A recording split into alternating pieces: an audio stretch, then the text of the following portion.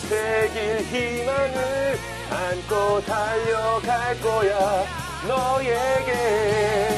질풍 같은 희망을 전달하는 큐즈입니다. 힘든이 기쁨 되는 날, 힘든이 미소 되는 날, 여러분에게 힘든같이 늘 반가운 존재가 되고 싶습니다. 안녕하세요, 변호사 임지혜입니다. 사랑이란 그 사람이 원하는 것을 너보다 우선순위에 두는 거야. 여러분은 언제나 저보다 우선순위예요. 여러분, 법등이 유재환입니다. 반갑습니다. 인생을 즐기세요. 세월은 짧답니다. 웃으세요. 배석수입니다. 안녕하십니까. 말투는 전혀 즐기고 계시지 아, 그래요? 네. 무척 즐기는 말투였습니다. 아, 그렇습니다. 네. 그나저나 재환 씨는 정말 네. 본인보다도 우리가 우선순위예요? 정말인가요? 예. 아니죠. 그래. 맞아요. 충분히 이해합니다. 네, 충분히 이해합니다. 네. 여러분 정말 사랑합니다. 정말 진심이 느껴지지 않네요. 자, 12월이 됐습니다. 내일이 벌써 이제 대설입니다. 이제 2023년이 얼마 안 남았습니다. 올 초에 계획했던 것들 어떻게 다 잘 이루고 계신가요? 어떻습니까? 저는 사실 올해에는 진짜 근육 만들기 하고 싶었거든요. 근육 만들기. 근육 만들기. 오. 그래서 왜 좀 탄탄한 몸 있잖아요. 네. 복근도 좀 딱 나오고 이제 2024년에 만들면 되죠, 뭐. 그렇지. 우리에게 그렇죠. 또 내년이 있습니다. 내년이 있으니까요. 맞아요. 하지만 실패. 예. 아니, 왜냐면 이 연말 문답이라는 게 있더라고요. 네. 요즘에 정말 많이들 한다는데 혹시 알고 계세요? 저 알고 있어요. 요새 유행하는 건데요. 그러니까 질문에 답변을 하면서 한 해를 좀 마무리해보는 그런 건데 정리하기에 너무 좋을 것 같지 않아요? 자, 그렇다면 우리도 올 한 해를 표현할 수 있는 각자의 2023년도 키워드 3개를 뽑아낸다면 뭐가 있을까요? 너무 쉽지만 다이어트. 다이어트, 그죠? 다이어트. 다이어트. 채무. 채무. 그렇죠. 채무요. 그리고 건강. 건강. 네, 건강. 잘 지키고 계신 거예요? 아니요. 지키지 못했어요. 네, 그래서 그것 때문에 아쉽게도 조금 실패한 한 해가 되지 않았나. 뭐 벌써 실패란 단어를 네. 입에 담지 맞아요. 말아요. 그럴까요? 시련은 있을 뿐 네. 실패는 없어요. 역시 최고의 MC예요, 진짜. 자, 우리 임 변호사님은? 네, 저는 일단 육아. 지금 육아. 딸은 초등학교, 아들 유치원 보내면서 사실 육아에 올인했던 한 해였기도 하고요. 그리고 이제 건강. 많은 분들에게 계속 에너지를 전달드리기 위해서 건강 위해서 나름 애썼고, 마지막은 당연히 우리들의 법이죠. 우리들의 법 통해서 제가 여러분들한테 더 인사도 많이 드릴 수 있었고, 다양하게 이렇게 법률 지식을 전달할 수 있어서 반성해야 될것 같아요. 제가 정말 하고 싶은 일을 할 수 있었던 한 해다. 우리들의 법이 저의 키워드다. 정답이 나왔습니다. 반성하죠. 정답이야. 그래서 요새 내가 고개가 맨날 이쪽으로. 저렇게 방송을 하고 있다고 이렇게 했어요. 아이고, 정말 우리 봐요. 이렇게. 자, 저도 정말 뭐 이제 법, 그 다음에 TV, 라디오. 저는 이렇게 세 개 다 그렇죠. 꼽을 수 있을 것 같습니다. 그렇죠. 정말 우리들의 법을 통해서 TV도 열심히 하고 있고 또 법률도 여러분께 알려드리지 않겠습니까? 자, 오늘도 우리 일상을 알차게 만들 법을 알아봐야 되겠죠? 우리들의 법 출발해봅니다. 국회를 통과한 새 법률을 알아보는 새 법률 완정정복. 자, 오늘은 어떤 법을 알아볼까요? 네, 지금 12월이 되면서 송년회가 부쩍 많이 늘어나고 있습니다. 술자리가 생기면 고민되는 게 있습니다. 무엇인지 아십니까? 알죠. 일단 저 술자리가 많아지면 뭐 자차로 이동하시는 그렇죠. 분들일 경우에는 무조건 대리운전을 해야 되니까. 예, 아마 그거지 않을까요? 그렇죠. 얼마 전에 윤창호법도 했잖아요. 네. 한 잔만 마셔도 그냥 무조건 걸리는 걸로. 맞습니다. 지금 굉장히 중요한 말씀 해주셨는데요. 네. 이 음주운전 혈중 알코올 농도의 기준이 낮아졌잖아요. 0.03%거든요. 0.03%면은요, 정말 한 모금에도 경우에 따라서는 바로 이 음주 측정에 걸릴 수 있기 때문에요. 술자리가 많은 요즘 사실 한 모금이 한 잔 되고 한 잔이 한 컵 되고 한 컵이 한 병 되는 거잖아요. 절대 한 모금도 안 된다는 거 기억해 주세요. 맞습니다. 이 연말 술자리 얘기를 꺼내는 거 보니까 오늘 새 법률이 술자리 얘기입니까? 네, 술자리와 관련된 운전 이야기입니다. 네. 그래서 내년 10월부터는 음주운전으로 면허가 취소된 사람이 다시 운전자를 잡으려면은 차에 음주운전 방지 장치를 꼭 부착해야 하는 도로교통법 개정안이 국회를 통과했습니다. 오호. 그러니까 음주운전을 못하게 잠금 장치를 하겠다는 건데 상상이 잘 안 되네요. 이게. 어떤 잠금 장치라는 거예요? 어떤 거죠? 그러니까 이제 자동차에 그러한 사람이 운전을 할 경우에 시동이 걸리지 않도록 하는 겁니다. 근데 어떻게 하냐면은 부착된 알코올 농도 측정 장치에 자동차에죠. 호흡을 불어넣어 기준치를 통과해야지 이제 시동이 걸리는 장치입니다. 그렇군요. 이게 왜냐면 이게 음주운전은 정말 습관이라는 말을 네. 많이 하거든요. 한 번 해본 사람들이 괜찮네? 두 번, 세 번 그렇죠. 하게 되더라고요. 실제로 5월에 경찰청이 공개한 음주운전 재범 현황에 따르면요. 지난 5년간 음주운전으로 적발된 운전자 수는 연평균 13만 명 정도에 달한다고 합니다. 그러면 13만 명 정도에 달하는 사람 중에서 재범자가 몇 명이냐 하면은 약 44%, 5만 명이 재범을 저지른 것으로 드러났습니다. 네, 진짜 재범이 50%나 될 줄은 정말 몰랐는데 갑자기 무서워집니다.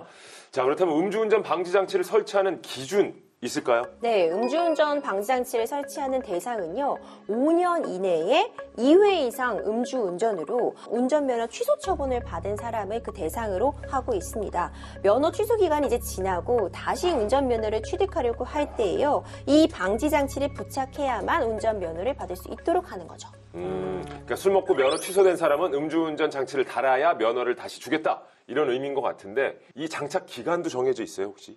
음주운전 결격 기간과 같은 기간 동안 부착해야 됩니다. 음주운전으로 적발돼 운전면허 5년 결격이라는 벌칙을 받았다면 5년 뒤에 다시 운전을 할 수 있게 되는데요. 면허를 취득해서 이때 면허를 취득하면은 그 5년간은 음주운전 방지 장치를 장착한 채 운전해야 되는 겁니다. 그렇군요. 이게 아무래도 기계다 보니까 네. 막 신뢰가 가진 않아요. 왜냐면은 오차율도 있을 것이겠고, 네. 이런 것들은 어떻게 좀 처리가 되어 있죠? 맞아요. 뭐 함부로 뗐다 붙였다 할 수 있는 기기면 당연히 안 되겠죠. 네. 그렇기 때문에 부착 대상자는요, 점검이나 정비 아니면 법으로 정하는 특수한 상황 외에는 절대로 차량에서 음주운전 방지 장치를 떼거나 개별적으로 조작을 할 수 없도록 되어 있습니다.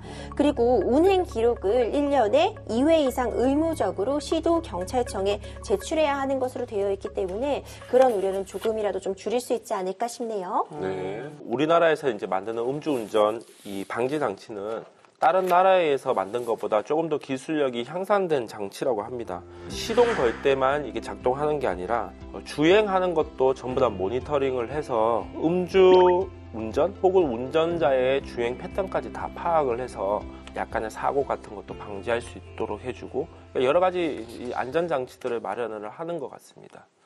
그렇군요. 근데 뭐 기계가 아무리 좋고 능력치가 뛰어나다고 해도 이 꼼수가 바로 떠오르는 게 그거예요.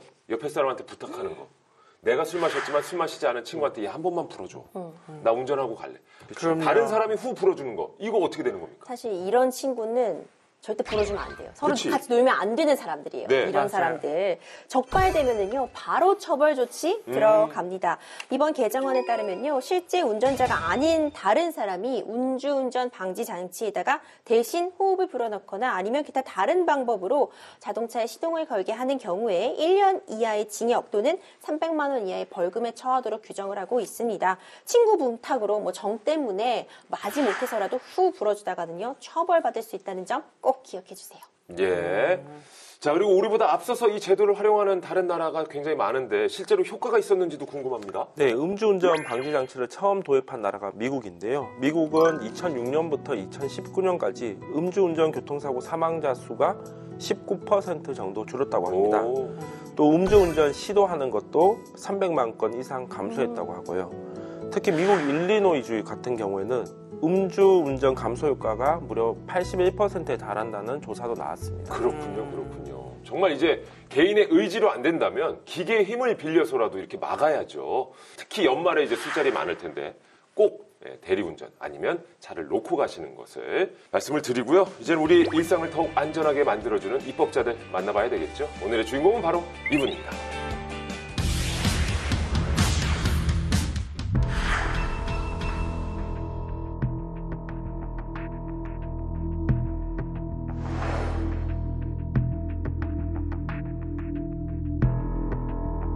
전세 사기 피해자 특별법안 대안은 가결되었음을 선포합니다.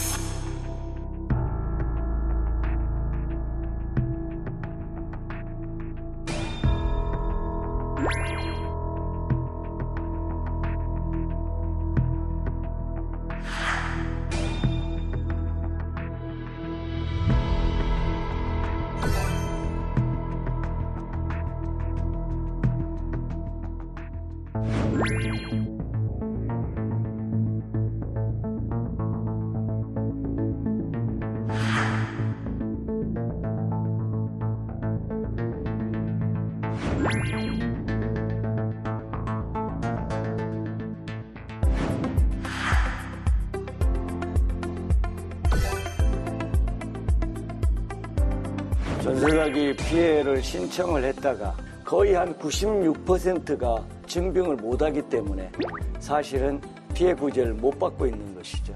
우리는 주유소, 충전소에서 흡연하면 처벌할 근거 조항이 없다 이거죠. 과태료 50만 원 상향. 그래서 사회적 경각심을 확실하게 좀 울리자.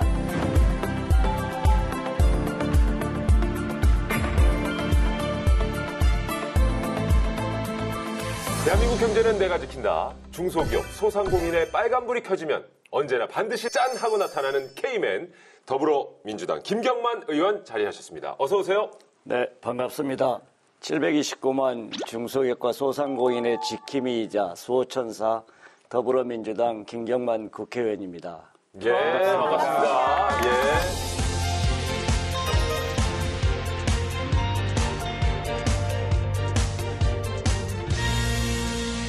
경환 씨 어떻습니까? 이 K맨이라고 하면 떠오르는 이미지들이 많잖아요. 약간 스파이더맨, 네. 헐크, 토르, 아이언맨. 맞아요. 약간 좀 이런 어벤져스 같은 느낌이지 않을까. 그럼요. 네네. 보통 맨자가 붙으면 이제 그 히어로들이 네, 많이 연상이 네. 되거든요. 우리 K맨은 어떠한 특수 능력이 있을까요, 의원님? 저는 뭐 특별한 능력이 있다기보다 늘 국민과 함께하고 국민과 소통하는 그러한 국회의원이 되고자 노력하고 있습니다. 지난 3년 반의 의정활동 기간 동안에 한 160여 번의 간담회나 세미나를 개최했고 법안을 한 100여 건 발의했거든요. 예, 소통하는 능력을 그러니까. 갖고 계신 게 K맨이군요.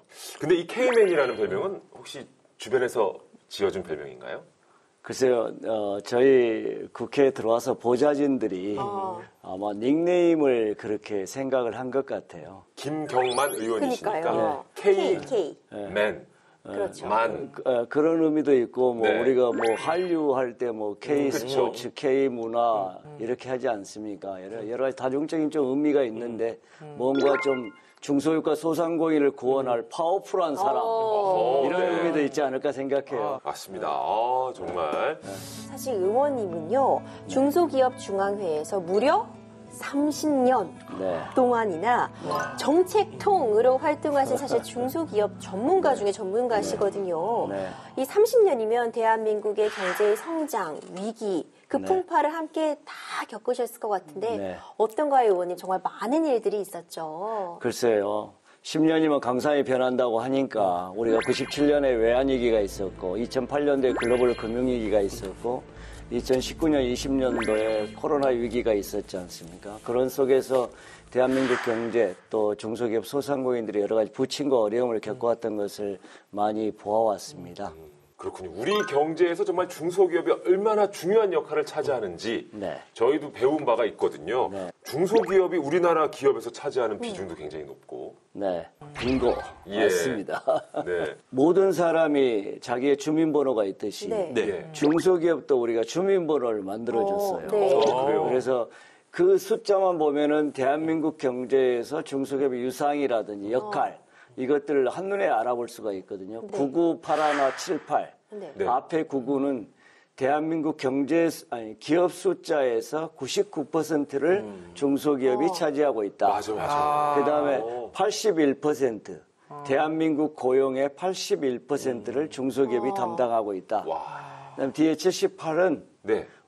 대한민국 국민의 78%가 중소기업 가족이다. 그렇게 따지면은 야 대기업만 있는 줄 알았는데 네. 대한민국 경제의 큰 한 축이 중소기업이구나. 이걸 우리 이 숫자를 보고 알 수가 있지 않습니까? 예. 그러면 혹시 뒷자리는 무슨 뜻입니까? 1233119 해서 헌법 123조 3항에 국가는 중소기업을 보호하고 육성해야 된다. 이렇게 의무를 부여해 놨습니다. 그 123조 3항이고 뒤에 119는 경제민주화를 의미합니다. 사회적 약자, 사회적 의를 보호해야 된다. 여러 가지 함의적 의미가 있는 거죠. 그러네요. 그렇군요. 국회의원이 되셔도 정말 입법 활동에 매진하신 것 같아요. 21대 국회의원 비례대표 가운데서 네. 가결률이 1위를 하셨다고 하더라고요. 일단 축하 한번 드려야겠네요. 네, 축하드립니다. 가결률 1위. 저도 몰랐는데 받았는데 11월 1일 기준으로 했을 때 제가 96건의 법안을 발의를 했거든요. 근데 그중에 37건이 본회의를 통과했더라고요. 그러니까 법안 통과율, 가결률이 한 38.5%? 그러니까 여야 비례대표 국회의원이 47명인데 그중에 영광스럽게 또 1등을 했다고 그러니까 아이고 가문의 영광입니다. 진짜 대단하십니다. 그럼 가결률 1위를 만들어준 법안 중에서 가장 뿌듯하고 어떻게 자랑하고 싶은 법안이 있을까요? 제가 작년 12월 달에 729만 중소기업계가 14년 동안 시도를 했는데 통과를 못 시킨 법안이 있었어요. 그게 납품단가 연동제 법안인데요. 작년이나 금년 같은 경우는 유가라든지 이런 변동에 따라서 원자재가가 급등했지 않습니까? 막 60%, 70% 오르는데 납품가는 그대로니까는 실제적으로 대기업에 납품하면 납품할수록 중소기업은 손해다. 그러면 오른 원자재값만큼 그걸 반영을 해줘야 될 거 아니냐. 이게 납품단가 연동제거든요. 근데 저항이 만만치 않았습니다. 근데 이걸 통과시켰다. 전 중소기업계가 박수치고 고마워합니다. 근데 그 법안이 잠깐의 이런 숙려 과정을 거쳐서 금년 10월 4일부터 지금 작동되고 있습니다. 현장에 잘 안착돼서 중소기업계 여러 가지 문제들이 해소되는 계기가 되길 저도 계속 응원하고 지켜보겠습니다. 이야, 정말 중소기업 또 소상공인의 지킴이시자 또 응원을 계속해서 보내주고 계시는데요. 오늘 소개할 법안도 아주 꽉 막힌 곳을 시원하게 뻥 뚫어줄 그런 법안이 기다리고 있습니다. 자, 지금부터 법안을 살펴보도록 하겠습니다. 자, 입법자들 주제는 바로 이겁니다. 김경만 의원님의 특명, 국민의 생명과 안전을 지켜라. 첫 번째 법안은요, 억울한 전세 사기 피해자를 구하라. 전세 사기 특별법 개정안입니다. 이게 진짜 전세 사기, 이 세입자의 주거 안정을 위협하는 아주 굉장히 좀 질이 나쁜 범죄거든요. 수도권은 물론이고 지방에서도 전세 사기가 굉장히 심각하다고 들었습니다. 그러니까 너무 안타까워요. 전국적으로 이 문제가 산재해 있어요. 얼마 전에 아마 강주에선가 65채 해가지고 한 71억 정도 사기를 친 분이 잡혔다라고 이야기를 들었어요. 그럼에도 불구하고 또 최근에 이보다 더 큰 사기를 치신 분이 또 뉴스를 차지하고 있거든요. 그 가해자가 잡힌 것은 뭐 잡혔다고 치고 문제는 수많은 그 피해자들 그대로 남아있다는 거 아닙니까? 근데 그분들이 대부분 사회 초년생, 청년이고 여성이란 말이죠. 출발을 위해서 좀 힘을 내야 되는 시기인데 이게 주저앉게 만드니까. 그렇지. 그들의 인생이 꼬이는 거죠. 네. 전세 사기범들이 해외에서 호화 생활하고 있다, 몇백억 유흥비를 쓰고 있다, 뭐 이런 얘기들 들려오고 있습니다. 법의 구렁텅이에서 정말 헤어나올 수 없도록 그렇게 만들었으면 진짜 좋겠습니다. 정말. 어떤 느낌인지는 알 것 같은데 법의 구렁텅이라니요. 그렇죠. 법은 좋은 거니까. 네. 법의 어떤 느낌인지는 테두리라고 보통 알겠어요. 표현하죠. 법의 테두리 안에서 법의 테두리 안에서 처벌받을 수 있도록. 그렇죠. 단단히 좀 격양돼서 너무 그래요, 우리 분해요. 자연 씨가. 맞아요. 그 분을 우리가 모두 느끼고 있습니다. 진짜 따끔하게 진짜 혼을 내야 이 불행의 악순환이 끝날 것 같은데. 자, 이 전세 사기 특별법이 지난 6월에 이제 시행이 됐습니다. 특별법에 따라서 피해자로 인정을 받으면 국가의 지원을 받을 수 있게 됐는데, 자, 이게 시행된 후에 좀 상황이 좀 나아졌나요? 피해자들에게 어떻습니까? 그러니까 이 특별법이 시행이 됐으면 이후의 상황이 좋아져야 되는데 전세 사기 피해는 계속되고 있단 말이죠. 그리고 피해자들은 계속 늘어나고 있고 법의 뭔가 절차라든 요건 부분이 너무 까다롭기 때문에 우리 피해자분들이 그걸 맞추기가 굉장히 어려운 거 아니겠습니까? 그렇군요. 근데 전세 사기 피해를 당했다. 말 그대로 내 전세금을 못 받으면 그게 피해자가 바로 될 것 같은데 이렇게 인정을 못 받는 이유가 뭘까요? 그게 이제 4가지가 있어요. 전세 사기 특별법에 전세 금액이 보증금이 5억 미만이다. 그리고 내가 전세도 동사무소에 등록을 했고 그다음 확정일자도 받았다. 다수의 피해자가 있거나 피해가 발생할 우려가 있다. 이런 3가지 항목이 있고 제일 이제 어려운 것이 임대인이 임차인한테 고의성으로 그러니까 변제를 안 할 목적으로 그걸 했다는 것을 내가 증빙을 해야 되거든요. 그러니까 내가 피해자인데 피해자가 내가 피해를 받았다는 것을 증빙을 해야 되니까 어떤 경우에는 가해자가 바지 사장이거나 자살한 경우도 있고 잠적한 경우도 있지 않습니까? 어디서 내가 증빙을 하느냐 이거죠. 이게 제일 힘든 문제예요. 네, 맞습니다. 의원님께서 말씀해 주신 것처럼요. 일단 현행법의 테두리 하에서는요. 네. 내가 지금 임대인으로부터 보증금을 돌려받지 못했다고 해서 임대인이 바로 사기로 처벌이 되는 것은 아닙니다. 그래요? 네, 말씀해 주신 요건에 그 정답이 나와 있었는데요. 그러니까 계약 당시 애초에 보증금을 돌려줄 의사가 없었음에도 계약을 체결했다거나 아니면 매매가보다 높게 전세가액을 고의로 설정해서 이걸 우리가 깡통 전세다 이런 식으로 얘기를 하잖아요. 일부러 깡통 전세를 만들었다거나 이런 부분이 이게 사실 입증이 그렇게 쉽지만은 않습니다. 그러니까 집주인이 뭐 자백을 하지 않는 한 이런 정황들을 가지고 이렇게 고의성을 확인해 볼 수 있다 이렇게 입증하기가 쉽지가 않고요. 근데 이게 입증이 되지 않으면 정말 그냥 실패한 임대사업자, 경제가 어려워져서 사업이 잘 안 돼서 못 돌려주고 있는 그냥 임대사업자로 끝날 수 있거든요. 그렇기 때문에 이 부분에 대해서 많은 분들이 좀 안타까움을 표시하고 있는 것 같아요. 야, 현 실태를 좀 파악해봐야 될 것 같은데요. 현재까지의 전세 사기 피해 규모가 어느 정도입니까? 네. 전세 사기 피해 신청을 받기 시작한 게 지난 6월인데요. 그때부터 최근까지 지자체에 접수된 전세 사기 피해자 신청이 1,500여 건을 넘어섰다고 합니다. 이 중 국토부가 인정한 전세 사기 피해자는 11월 기준으로 8,000명 정도가 된다고 합니다. 전세 사기 피해를 신청을 했다가 기각됐다.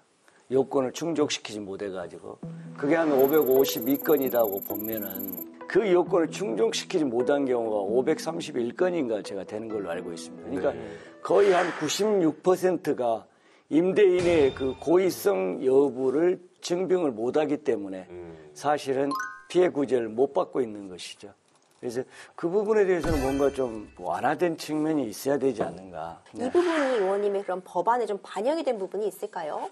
네. 아까 피해자로 인정을 받으려면 4가지 요건을 갖춰야 된다고 그랬잖아요. 그래서 그러면 임대인의 그 고의성 여부 그런 부분은 상당히 심리적 부분이니까 굉장히 어려운 부분이니까 그 부분 빼고 3가지 요건을 충족했을 경우에 피해자 요건을 갖춘 것으로 간주를 하자. 이게 이제 제 법안의 첫 번째 골자입니다. 그렇군요. 예를 들어 다른 법에서도 중소기업간의 기술 탈취라든지 이런 거래에서도 피해자가 입증 책임에서 이제 가해자로 입증 책임을 전환하는 네. 법 체계가 많이 바뀌고 있습니다. 그러니까 이와 같은 경우에도 좀 그렇게 돼야죠, 사실은. 그렇게 하는 것도 맞는데 네. 뭐 저는 동의합니다만 네, 네. 이렇게 좀 반론도 있는 것 같더라고요. 네. 이를테면 다양한 이제 사기 유형이 있잖아요. 이를테면 이거는 전세 사기지만 다른 뭐 수많은 여러 가지 사기도 있는데 왜 하필 전세 사기 피해자들에게만 이런 혜택 아닌 혜택을 주냐? 약간 이런 반론도 있는 것 같습니다. 그거 이제 네. 충분히 네. 이해가 되어지고요. 네, 다만 이제 정부라는 게 법을 제정하고 난 다음에도 계속적으로 그 사기 피해가 근절되지 않고 있다. 그러면 정부가 그 책임에서 자유롭지 못하다는 겁니다. 특히나 주거 안정에 관련된 부분은 우리 모두의 공분을 사는 부분이고 네. 사회초년생, 청년들 이런 사람들의 일생을 망가뜨리는 것이기 때문에 그것에서 뭔가 좀 경종을 울리는 조금 다른 차원에서 접근이 좀 필요하지 않는가. 그리고 이게 일회성으로 끝나면 괜찮겠는데 계속적으로 그렇습니다. 강주에서 네. 또 전라북도에서 인천에서 경상도에서 해서 막. 진일보한 대책을 가져가야죠. 맞습니다. 자, 법안을 준비하시면서 진짜 전세 사기 피해자를 또 많이 만나보셨을 것 같은데요. 네. 피해자들이 이야기 중에 가장 큰 어려움을 겪는 건 또 어떤 부분이라고 하던가요? 정보라는 게 피해자보다는 가해자가 많이 가지고 있거든요. 우리가 정보의 비대칭성이라고 그러는데 자기 생업도 해야 되는 생업을 포기하면서까지 그 사람들을 만나러 다녀야 되고 증빙자로 같이 해야 되고 이런 부분에서 인생이 2번 망가진다 이거죠. 그 부분을 굉장히 하소연하고 있습니다. 그렇군요. 진짜 더 많은 이 전세 사기 피해자들이 좀 구제를 받을 수 있는 길이 조금 더 열릴 수 있기를 저희도 좀 기대를 해보도록 하겠습니다. 앞으로 노력해 주실 거라 저희 믿겠습니다. 열심히 하겠습니다. 이렇게 또 확실하게 말씀을 해주시니까요. 더욱더 응원을 하게 되네요. 자, 이제 2번째 법안을 확인해 보도록 하겠습니다. 김경만 의원님의 특명, 국민의 생명과 안전을 지켜라. 위험천만, 주유소, 충전소에서 흡연이 웬말? 국민건강증진법 개정안입니다. 아니, 주유소, 충전소에서 흡연은 정말 위험한 행위잖아요, 이거. 네. 근데 이런 것과 관련해서도 좀 피해가 많은가 보죠. 아이러니하게도 우리는 주유소, 충전소에서 흡연하면 안 되는 걸로 알고 네. 있고 예. 또 그러한 관련법이 당연히 있을 네. 것이다 이렇게 생각하는데 실제적으로 그런 법은 아직 제정이 안 돼 있습니다. 그나마 지자체에서 세상에. 해당 지자체에서 조례로 금연구역으로 지정을 해놨는데 이마저도 지자체마다 천차만별입니다. 예를 들어 서울에 25개 구가 있잖아요. 네. 그중에 금연구역으로 조례를 제정해갖고 지정한 지역은 12개 구밖에 없어요. 나머지 13개는 그렇게 안 돼 있다 이거죠. 그럼 우리가 통상 사회적 관념으로 이건 저 담배 뭐 하면 안 되는가 보다 이렇게 좀 자숙을 하지만은 설령 거기서 담배를 피고 뭘 하더라도 처벌할 근거 조항이 없다 이거죠.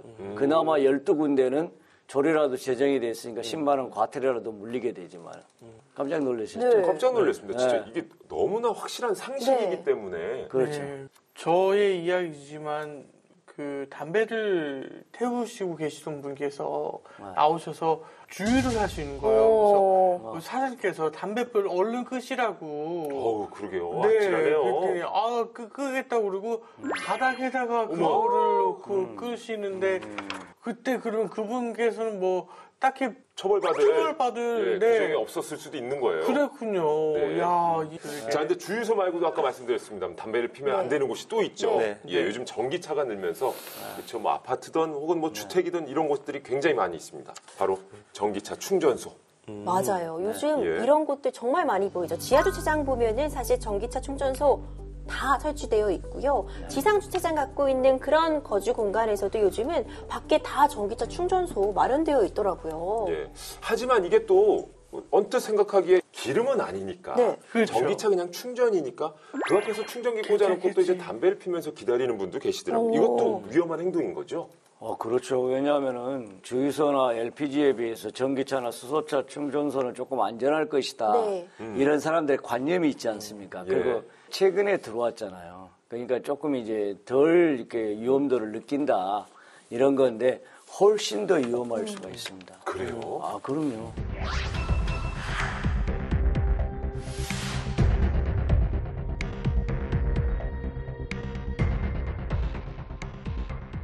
최근에는 셀프 주유소도 들고 맞아요. 있지 않습니까, 그렇지, 의원님? 근데 셀프 주유소에는 사람이 없는 경우들이 많죠. 그래서 그 즉각적인 제재나 이런 게 어렵다고 하더라고요. 네. 문제점이 여기저기 구멍이 있는 것 같습니다. 말 그대로 구멍이 있었네요. 네네네. 진짜 주유소나 충전소에서 화재가 발생하면 이건 진짜 대형 그렇죠. 사고일 텐데. 자, 법안의 핵심 내용을 좀 정리해 주신다면요.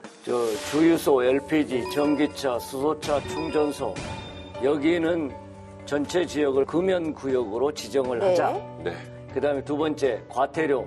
조례에서 아까 10만 원 과태료가 있다고 그랬잖아요. 네, 네. 이것 가지고는 좀 너무 약하다.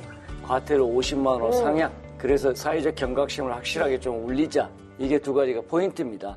그리고 아까 말씀드린 예를 들어 셀프 주유소 네. 이런 부분에 이제 법으로 이게 좀 강제를 하면서 네. 사회적으로 확산시켜 나가는 작업들을 해 나가야 되겠죠. 그 주유는 하지 않는데 주유소 앞에 이렇게 보면 인도 있잖아요. 이렇게 지나가야 되니까. 걸어가면서 혹시 요즘 길거리에서 담배 피는 사람 잘 없지만 담배 피고 지나가는 거 이런 건 어떻게 되는 거죠? 아직 우리도 이제 지금 주유소나 이런 데 금연구역으로 지정이 안 돼 있으니까. 네. 예를 들어 미국 같은 경우는 버지니아주 같은 경우는 반경 6m 이내에서 담배를 피웠을 경우에는 뭐 상급 뭐 경범죄에 해당한다든지 아니면 과태료를 부과한다든지 이런 것이 있어요. 그리고 우리보다 훨씬 더 벌금이 강한데 예를 들어 싱가포르 같은 경우 싱가포르 거기는 금지구역에서 담배를 피웠을 경우는 싱가포르 달러로 한 10,000불 정도, $10,000. 거의 한 1,000만 원 정도. 그러니까 싱가포르는 길거리에도 그 담배 공처가 없다는 얘기도 있고. 껌도 씹으면 안 된다는 그렇죠. 얘기도 있고 하니까. 그렇죠. 대박이네요. 우리도 선진국이니까 그렇게 가야 되지 맞아요. 않겠습니까? 확실히 뭐 주유소 충전소 여기서 금연을 확실하게 지정을 한다면 아무래도 안전이 한 단계 더 올라갈 수 있겠죠. 그렇죠. 국민의 건강과 생명, 안전 이런 부분도 우리 스스로가 지키고 안전이 좀 성숙된 나라가 선진국 아닙니까? 네. 맞습니다. 자, 정말 우리 K맨답게 우리 김경만 의원님께서 중소기업 전문가를 넘어서 이제는 국민의 안전 지킴이로서 다양한 법안을 내셨는데요. 챙겨야 할 영역도 굉장히 많이 늘 것 같습니다. 예, 특히나 이제 저는 이제 경제 전문가였고 민생 전문가다 보니까 민생과 경제 지킴이라는 이런 것 쪽으로 많이 포커싱을 맞춰왔는데 이런 쪽도 상당히 소소하지만은 굉장히 중요하다. 이런 부분이 하나 개선됨으로 해서 국민의 생명과 안전이 퀄리티가 상당히 좀 올라간다. 한치도 소홀히 할 수 없는 이런 분야라고 생각이 듭니다. 그러시군요. 이렇게 국회를 입성하기 전에는 정책 제안자로서 역할을 해오셨고 이제는 정말 법을 만드는 입법자가 되셨는데요. 확실히 달라진 점이 있으실까요? 공수가 뒤바뀌었지 않습니까? 네. 예. 공수가 뒤바뀌고 그동안의 30여 년의 경험은 저한테 중요한 자산입니다. 그들의 입장을 이해할 수가 있지 않습니까? 아 하면 어라고 통할 수가 있지 않습니까? 그리고 법은 제가 완결을 지어야 되니까 이게 기업들이나 또는 수요자들한테 얼마나 가려운 것을 긁어줄 수 있다. 이 부분들을 충분히 제가 이해하는 거죠. 그러니까 상호 소통과 공감을 충분히 얻을 수 있는 그런 공감의 능력 이런 부분들이 올라갈 수가 있다. 그러시군요. 의원님 매년 연말 연초가 되면 왜 사자성어로 지난 한 해를 이렇게 결산을 하잖아요. 네. 의원님이 이제 3년 반 정도의 국회의원 생활이 이제 지나가고 있는데요. 네. 의원님이 그 국회의원 생활을 사자성어로 이렇게 정리할 수 있을까요? 국회의원 생활이라는 게 그런 것 같아요. 국민의 눈높이에 봤을 때는 여러 가지 부족하고 그러지만은 각자의 영역에서 봤을 때 최선을 다함으로 해서 그 분야를 좀 이렇게 조금 개척해 나가고 조금 더 국민 생활이 편할 수 있도록 노력한다. 그런 의미에서는 마부위침? 그래서 도끼를 갈아서 바늘을 만든다. 아니 도끼가 바늘 되려면 얼마나 많은 수고와 노력, 헌신이 있어야 되지 않겠습니까? 그러니까 제가 그렇게 했다는 것이 아니고 그런 과정으로 가야 되겠다라는 의미에서 그 의지를 다지는 의미에서 그런 사자성어가 필요하지 않는가 생각합니다. 마부위침. 마부위침. 예. 네. 의원님, 지금 우리 겨울이라서 날씨가 참 춥잖아요. 네네. 꽁꽁 얼어버린 날씨 탓도 있지만 우리 경제, 우리 국민들을 더 춥게 하고 있는 것 같습니다.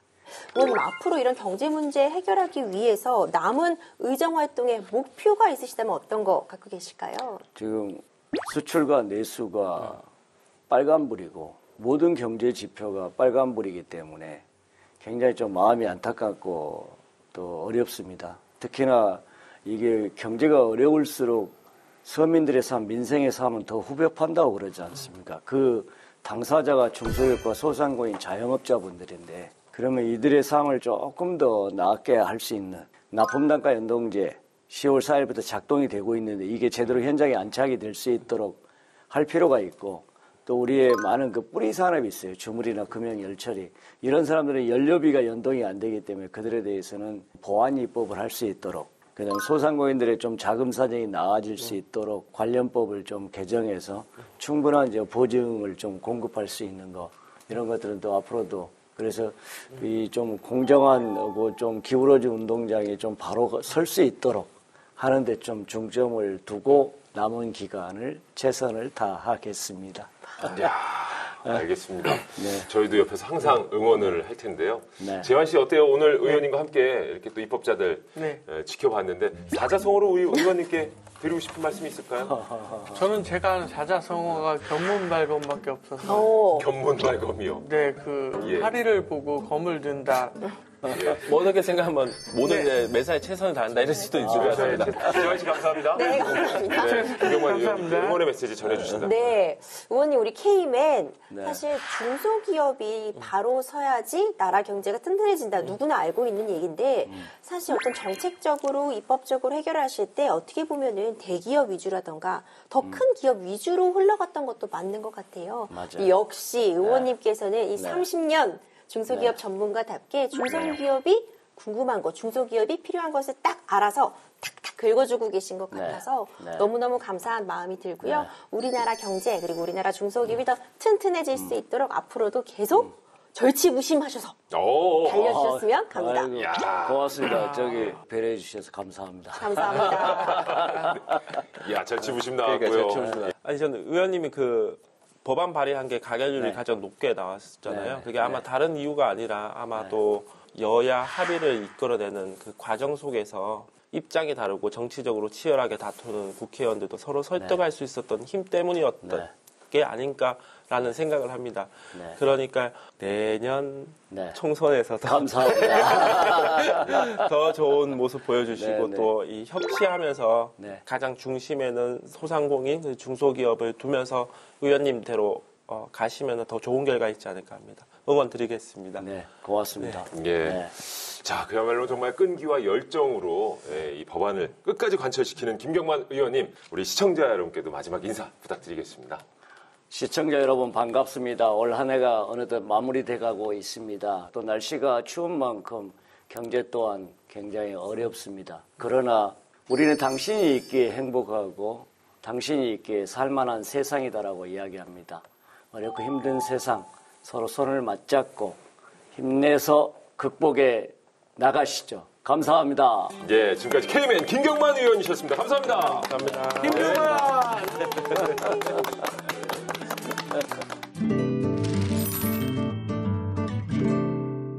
법을 몰랐다고요? 법을 잘못 알고 있었다고요? 제대로 법 읽는 방법을 알려드리겠습니다. 법 읽어드립니다.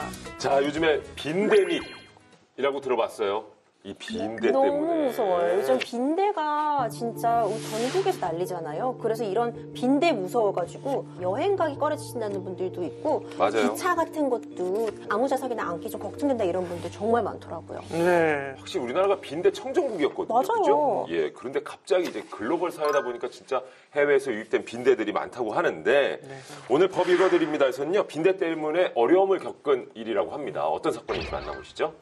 아, 역시 비싼 호텔은 다르네. 아주 그냥 삐까뻔쩍해. 아, 우리 지금 시간 없어. 얼른 좀 누워봐봐. 아, 왜 이렇게 그렇게 누우라고? 아유, 왜 그래. 성격도 급하지. 아, 왜 이래. 지금 일생에 한 번뿐인 웨딩 촬영인데 일로 와, 일로 와. 팩해야지. 필요 없어. 나 꿀 피부야. 아주 매끈매끈한데 뭐. 모기가 피 빨아먹다가 당뇨 생길 지경이야. 아니, 지금 얼굴에 기름기가 잘잘한 것이 지금 고지혈증 느낌이야. 그나저나 진짜 우리 이제 며칠 후면 신랑 각시 되네. 뭐야. 아유, 발칙한 주애란 이웃은 주애. 왜 이렇게 간지럽지? 너무 간지러워. 너무 간지러워. 아우, 긁는 것도 이쁜 주애.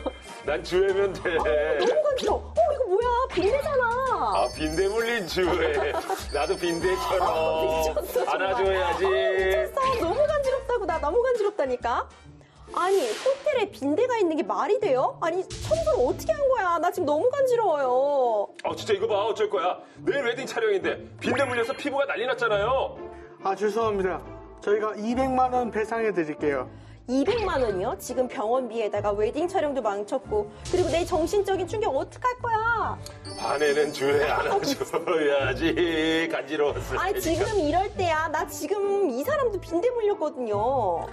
그러니까 한 분에 100만 원씩 이 정도면 충분합니다. 아니, 진짜 말이 안 통하네. 내가 빈대가 물렸다니까요. 이게 100만 원으로 해결된 일이에요? 갑시다. 가자고? 어디? 어디긴 어디야. 변호사 사무실 찾아가야지. 근데 이런 것도 되나? 근데 간지럽다 진짜. 당연하지. 법원에서 봐요. 알아서 하시오세요. 네, 참 뻑뻑뻑뻑. 가만있어. 지배인도 물렸네요. 그러니까. 그렇네요. 지배인도 물린 안 겁니다. 물린 그죠? 거예요. 예. 빈대가 물리면 정말 간지럽고요. 또 한 곳만 무는 게 아니라 여러 곳을 물기 때문에 피해가 막심하다고 해요. 예. 왠지 이거 막 긁는 거 보면은 같이 맞아요. 간지럽잖아요. 그렇습니다. 네, 그렇죠. 저도 막 근지럽네요. 간지럽죠. 자, 어쨌든 이번 사건이 그거죠. 호텔에 묵었는데 거기서 빈대에 물렸고 그래서 뭐 법정 싸움으로 가자 뭐 이런 것 같아요. 네, 맞습니다. 예비 신부 A씨는 2017년에 웨딩 사진 촬영을 앞두고 친언니와 함께 한 호텔에 투숙했습니다. 그러던 중 호텔에 투숙한 지 이틀째 되던 날 갑자기 피부가 가렵고 빨갛게 부어오르는 등 피부염 증상을 보였는데요. 알고 보니 친구리에 서식하던 빈대에 수십 군데에 물려서 처음에 가려움 증상을 보이다가 붓게 되는 어떤 소양증, 전신 피부염 증상이 나타나게 된 것입니다. 빈대가 잘 안 보인다고 들었는데 또 빈대라는 걸 확인을 했네요. 네, 이 예비 신부 A씨의 언니가 9개월 전에도 이 호텔에 동일한 방에 묵은 적이 있었다고 합니다. 이때도 해충에 물려 2개월 이상 치료를 받았던 적이 있었다고 하고요. 2개월. 그때도 이 언니가 호텔에 강하게 항의를 했고 호텔 측이 자체 조사를 해보니 빈대알이나 뭐 이런 것들이 많이 발견됐다고 합니다. 그래서 시간이 흘렀으니까 당연히 방매됐다고 생각하고 또다시 이제 고객들한테 이제 호텔방을 내어줬는데 이런 사고가 또 터진 거죠. 그러니까 9개월 전에 이미 빈대로 한번 피해를 입었는데, 예, 그러니까 호텔 측도 알고 있었다는 얘기예요, 그렇죠? 그렇죠. 예, 이 소송 어떻게 진행이 됐습니까? 이 A씨 자매는 호텔 측에 정말 강하게 항의를 했습니다. 배상을 하라 이렇게 요구를 했는데 호텔 측에서는 이제 200만 원 이상은 줄 수 없다고 하면서 오히려 우리는 줄 돈이 없다, 그러니까 채무가 없다 이렇게 채무 부존재 확인 소송을 역으로 내게 되죠. 이에 피해를 보고도 오히려 이제 소송을 당하게 된 이 A씨 자매는요, 대한법률구조공단에 찾아와서 도움을 요청했고 호텔에서는 그 채무 부존재 확인 소송과 함께 손해배상 청구에 반소, 맞소송을 이제 대한법률구조공단의 도움을 받아 A씨 자매가 제기하게 되었습니다. 호텔에서 빈대가 나온 게 사실인데 그럼에도 불구하고 소송까지 건 이유가 뭘까요? 그러니까 호텔 측에서는요, 빈대가 나온 것은 맞지만 네. 본인들에게 책임을 물을 수 없는 그런 불가피한 사정이 있었다고 항변을 한 겁니다. 그러니까 빈대가 나온 건 인정을 하지만 100만 원을 들여서 전문 방역 업체를 통해서 방역과 청소를 했다면서 그런데도 객실 내에서 이제 빈대가 박멸되지 않은 것은 불가피한 사정에 해당한다는 주장을 한 거죠. 예, 그러니까 A씨 측에서는 호텔에 묵다가 지금 웨딩 촬영 망친 것 같고 호텔 측에서는 또 나름대로 노력을 한다고 했다 얘기를 하고 있습니다. 네. 법원 어떤 결정을 내렸습니까? 네, 재판부는 두 차례 조정을 거쳐서 호텔업주 박 씨가 이 자매에게 각각 300만 원씩 총 600만 원을 지급하라고 조정안을 제시했고요. 양측이 수용하면서 이 사건은 종결됐습니다. 재판부에서는 호텔 측이 침구류의 적절한 세탁과 소독 조치를 게을리했고 호텔이 전문 방역업체의 특별관리 프로그램을 이용한 것이 아니라 무료 시범 서비스를 이용했다고 판단을 했습니다. 야, 그러니까 호텔 측의 주장과는 다르게 제대로 된 관리는 아니었던 거네요. 네네. 그죠? 예.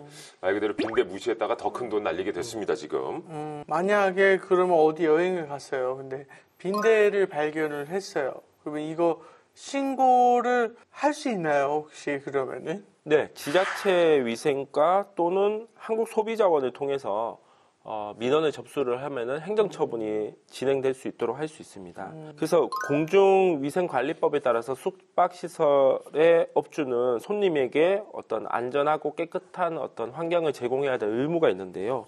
이러한 빈대 같은 것들이 발견될 경우에는 이것들을 개선할 수 있도록 할 수가 있고요. 1차 위반 시에는 경고 또는 개선 명령을 할 수 있고 2차 위반 시에는 영업정지 5일, 3차 위반 시에는 영업정지 10일, 그리고 또 위반하면은 뭐 폐쇄 명령까지 할 수 있을 정도로 강경한 조치를 할 수 있습니다. 반대의 상황도 가정해 볼 수 네. 있습니다. 호텔은 깨끗한데 손님한테 빈대가 묻어서 같이 왔어요. 어머. 이런 경우에도 뭐 신고라든지 배상을 받을 수 있습니까? 이런 경우에는 이제 빈대가 서식하고 있었던 환경인지를 규명하는 것이 매우 중요한데요. 만약 호텔 측에서 이미 철저하게 방역을 해놓고 위생관리를 철저히 하고 있는데 손님을 통해서 빈대가 들어온 것이라고 한다면 이 경우에 사실 책임을 묻기 어려울 수 있겠죠. 그렇죠. 그게 정상적이죠. 그렇죠. 네. 빈대 때문에 별별 일이 다 있는데 층간소음 보복을 위해서 빈대를 산다는 사람 기사를 봤는데 일부러 빈대를 다른 집에 옮기면 이게 처벌이 되나요, 이게? 네, 저도 이 기사 보고 깜짝 놀랐어요. 이러다 우리 집까지 당연히 빈대 오겠죠. 절대 해서는 안 되는 행동인 게요. 일단 만약 정말 의도적으로 뭔가 빈대를 구해다가 다른 집에 풀어놨다, 다른 집에 네. 갖다 놨다 하게 된다면요. 너무 일단 끔찍하다. 기본적으로 빈대가 서식하게 되면은 네. 뭐 침구류나 소파 같은 것에 흔적을 남게 돼요. 이러면 그 소파 못 쓰게 되잖아요. 침구 버려야 되잖아요. 재물 손괴에 해당할 수 있고요. 그럼 3년 이하의 징역 또는 700만 원 이하의 벌금 처해질 수 있고 뿐만 아니라 빈대 우리 물리면 저 박박 긁었잖아요. 그러면 네. 결국 일종의 상해의 결과를 초래할 수 있는 거거든요. 경우에 따라서는 상해죄의 죄책까지도 질 수 있기 때문에 이런 행동 당연히 하면 안 되겠죠. 그러네요. 진짜 그런 짓을 어떻게 생각할 수 있는지 모르겠어요. 네. 아니 풀어놓는다고 그 집에만 빈대가 있을 거예요. 그렇죠. 내 집도 피해 입을 수 있을 거고 그 옆집도 옮겨가고 이거 그럼요. 정말 너무 피해가 몰상식하는 거예요. 네, 막심할 것 같아요. 빈대 때문에 저희 집 강아지 산책시킬 때마다 걱정도 되는 점이 아닌 것 같습니다. 네. 맞습니다. 이거 뭐 외부 구충제도 잘 해줘야 네. 될 것 같고 네. 산책 후에 잘 닦아주면 또 괜찮다고 하니까 너무 걱정은 또 안 해도 될 것 같기도 하고 반대로 또 우리 또 출산 이제 또 이제 한 70여일 된 네. 신생아가 있기 때문에 빈대 또 맞아요. 조심해야 될 것 같아요. 또. 네네네. 늘 빈대 조심하고 살고 있습니다. 예의주시하면서. 알겠습니다. 예의주시하시면서 네. 개인이 지켜야 할 방역 수칙 꼭 개개인별로는 기억해 두시고요. 자, 이제 저희가 준비한 내용은 여기까지입니다. 다음 시간에도 여러분이 꼭 기억해야 할 법으로 찾아뵙겠습니다. 자, 인사드리면서 이 시간 마치죠. 우리들의 법 다음 시간에도 함께해요.